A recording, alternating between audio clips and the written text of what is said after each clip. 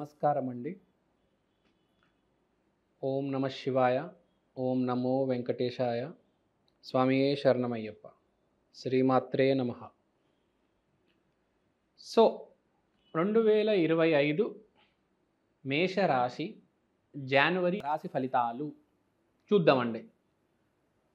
మకర సంక్రాంతి కారణంగా సూర్యుడు 10వ ఇంట్లో ప్రవేశిస్తున్నాడు. అంటే సూర్యుడు మకర రాశిలో ప్రవేశిస్తున్నాడు. అంటే దీని ఇండికేషన్ ఏంటి? అంటే మనం ఏం అర్థం చేసుకోవాలి? అంటే ఆత్మ అనేది కొత్త శరీరాన్ని ఎంచుకుంటుంది. అంటే కొత్త జీవితం, కొత్త సంవత్సరం మొదలవుతుంది. అయితే ఇప్పుడు దీనివల్ల మేషరాశికి ఏంటి అని అడుగుతారు.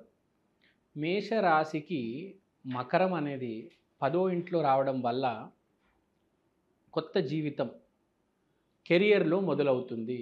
అంటే మేషరాశి కెరియర్, వాళ్ళు చేస్తున్న పని, మీరు ఏ పనైనా చేయవచ్చు.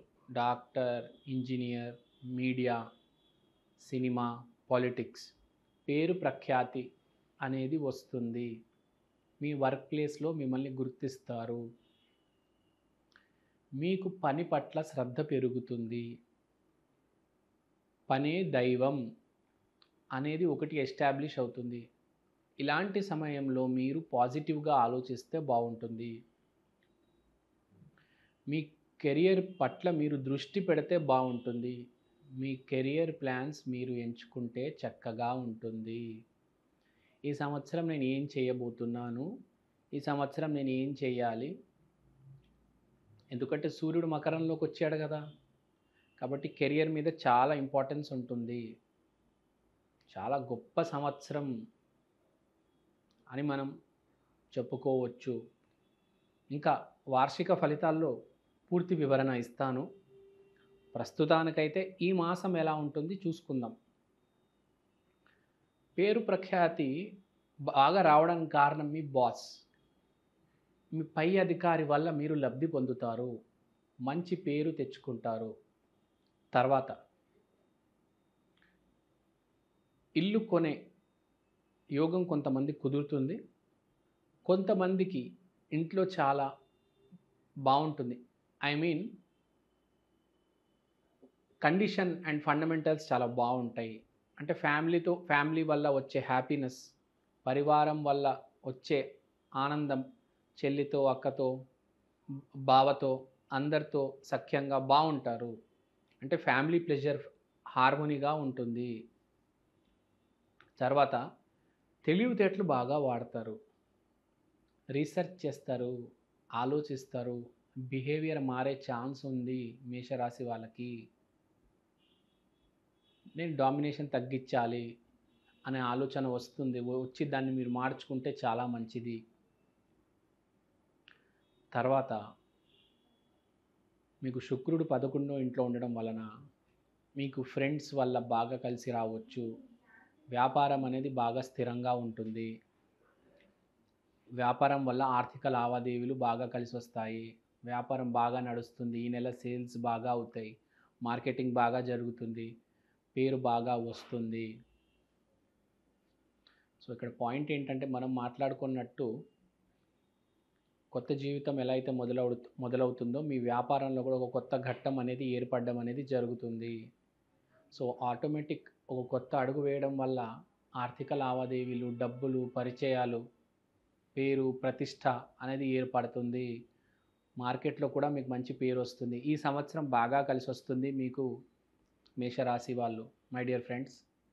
సో మేషరాశి వాళ్ళకి చెప్పుకోవాలంటే మనకు ఈ నెల బాగుంది. ఇంకో విషయం చెప్పాలంటే మేషరాశి వాళ్ళకి ఈ సంవత్సరం కూడా బాగానే కలిసి వస్తుంది. సో ఇక్కడ పాయింట్ ఏంటంటే, మేషరాశి వాళ్ళకి ఈ నెల బాగుంది, ఈ సంవత్సరం బాగుంది కాబట్టి స్టార్టింగ్ అనేది చాలా ఇంపార్టెంట్ ఏ మనిషికైనా. సో కొంచెం జాగ్రత్తగా ఉండండి. ఎలానో బాగుంటుంది కాబట్టి మీరు కొంచెం తొందరపాటు చేయకుండా చాలా కూల్గా చేయండి పనులు. డామినేట్ చేయొద్దు, ఎక్కువ ఆలోచించొద్దు, కూల్గా ఆలోచించండి. ఫ్యామిలీలో ఎలా అయితే హ్యాపీగా ఉంటారో బయట కూడా అలానే ఉండండి. నేను మా ఇంట్లో వాళ్ళని ప్రేమిస్తాను, బయట వాళ్ళని ప్రేమించను అంటే కాదు. అందరినీ సరిసమానంగా ప్రేమించండి. అప్పుడే మీకు అన్నీ కలిసొస్తాయి. కనీసం రెస్పెక్ట్ అయినా ఇవ్వండి మీ ఆఫీస్ ప్లేస్‌లో, మీ కొలీగ్స్‌కి. మీ ఇంట్లో మీ వాళ్ళతో ఎట్లనో బావుంటారు. మీ ఆఫీస్‌లో అయినా మీ కొలీగ్స్‌తో బాగుండండి. సఖ్యతగా ఉండండి. హార్మోనియస్‌గా ఉండండి. మీకు అన్నీ బాగున్నాయండి. మేషరాశి వాళ్ళకి ఫ్యామిలీ బావుంది, ఆఫీస్ ప్లేస్ బావుంది, డబ్బులొస్తాయి, ఆలోచనలు మారతాయి. కానీ మీరు పాజిటివ్‌గా ఉన్నారా లేదా ఒకసారి చెక్ చేసుకోండి. మీరు నెగెటివ్‌గా ఉంటే మీ గురుగ్రహం బాలేకపోతే జాతకంలో ఎవ్వడు కాపాడలేరండి. మీరు పాజిటివ్‌గా ఉంటే అన్నీ బాగుంటాయి. మొదటి నెల కాబట్టి చెప్తున్నాను. ఎవరైతే నెగెటివ్ దారిలో ఉన్నారో పాజిటివ్‌గా మార్చుకోవండి. భూమి మీద 99% నెగెటివ్‌గానే ఉన్నారండి. ఓన్లీ 1% పాజిటివ్‌గా ఉన్నారు. ఆ 1% కోసం చెప్తున్నాను నేను. ప్లీజ్ 99% హెల్ప్ చేయండి. ఇంకో మాట చెప్పడం మర్చిపోయా. భార్య, భర్త ఎవరైతే తరచుగా కొట్టుకుంటున్నారో వాళ్ళు కూడా ఎక్ ఎక్ 1 సెకండ్. భార్యాభర్తలు ఎవరైతే తరచుగా కొట్టుకుంటున్నారో వాళ్ళు కూడా అర్థం చేసుకోవడానికి ప్రయత్నించండి. మీరు అర్థం చేసుకోలేకపోతున్నా కూడా అడ్జస్ట్ అవ్వండి. కాంప్రమైజ్ అవ్వండి. జీవితం అంటే అడ్జస్ట్‌మెంట్ అండ్ కాంప్రమైజ్. అందరికీ విరాట్ కోహ్లీ లాగా ప్రేమించే పీకల దాకా ప్రేమించే భార్య రాదు. ఇప్పుడు విరాట్ కోహ్లీ, అనుష్క శర్మ ఎలా అయితే ఉంటారో అందరి జీవితం అలా ఉండదు కదా! ఎంతో కొద్దిగా, ఏదో కొద్దిగా ఐ మీన్ టు సే కొట్లాట అనేది జరుగుతది. చిన్నది, పెద్దది చెప్పలేము అది ఎక్కడి వరకు పోతుందో. కాబట్టి అడ్జస్ట్‌మెంట్ అండ్ కాంప్రమైజ్ ఉండాలి. ఈ విషయం అర్థం చేసుకోవాలి. ఈగో మీదకి తీసుకొని గొడవలు పెట్టుకోకూడదు.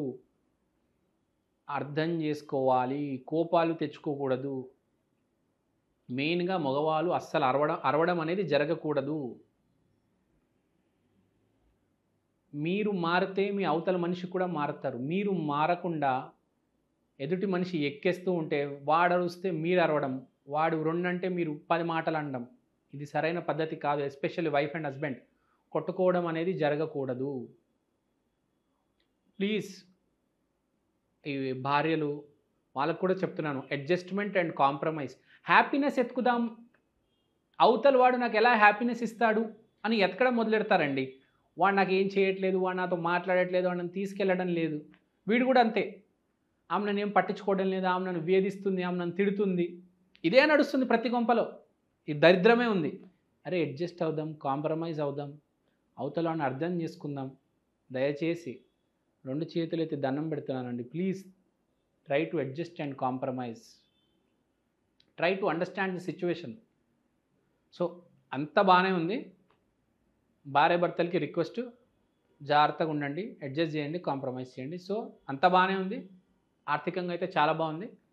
ఆరోగ్యం కూడా ఓకే, నో ప్రాబ్లం. సర్వే జన సుఖినో భవంతు. Thank you so much. ధన్యవాదాలు.